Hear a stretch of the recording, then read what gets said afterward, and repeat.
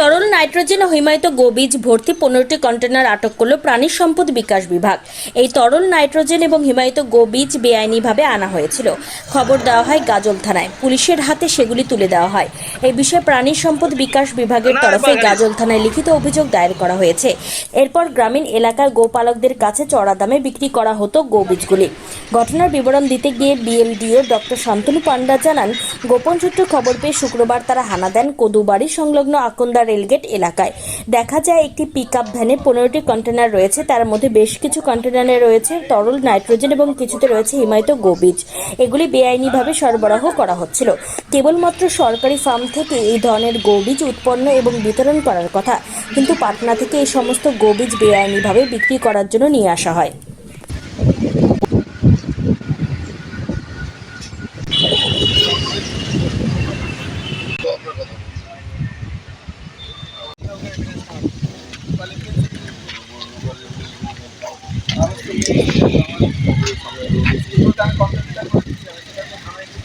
পরে বলো আগে এখানে তুমি কতগুলো আছে গাড়িতে? হ্যাঁ, 15 পিস কন্টেনার কি আছে এর মধ্যে? নাইট্রোজেন আর বীজ আছে। কোথাকার বীজগুলো? তোমার থেকে আসে, পাটনা থেকে আসে। এখানে কারা ধরেছে সেটা তো বলতে পারছি না। কি বলছেন ওনারা? কি বলছেন ওনারা?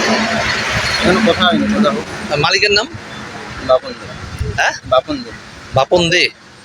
ও, বাড়ি বাড়ি কোথায়? বাড়ি কলকাতা। তোমার নাম? টিঙ্কু দাস। টিঙ্কু দাস। তুমি কি গাড়ির ড্রাইভার না এটার দায়িত্বে না না, এমনি তোমার কাজ করি।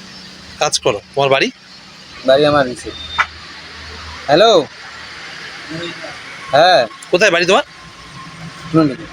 টুনি দিঘি। ওখান থেকে মাল নিয়ে আসছো? না না, মাল তো রায়গঞ্জ। কাজ বাড়ি আমার তো। আসো আসো। কদিন ধরে কাজ করছো? হ্যাঁ বেশি না। হ্যাঁ, 2 বছর ধরে এখানে এনে বিক্রি করো? এখানে না, এখানে আমরা ফোন করবো। হ্যাঁ, তার জন্য দাঁড়ালাম না। মানে কিভাবে বিক্রি হয় এখানে এটা গাজলে? আজকে কি দেখলেন, কি ধরলেন আপনারা কি আটক করেছেন? এটা হচ্ছে কৃত্রিম প্রজননের মাধ্যমে আমাদের গবাদি পশু গাভিন করানো হয়। তার জন্য আমরা ফ্রোজেন সিমেন্ট স্ট্র, যেটাকে বীজ বলা হয়, গাভী প্রজননের জন্য ইউজ করি। সেই গোবীজ সেটা আমরা এখানে বেআইনিভাবে সরবরাহ করা হচ্ছিল, কেনাবেচা চলছিল, সেটাকে আমরা আটক করেছি।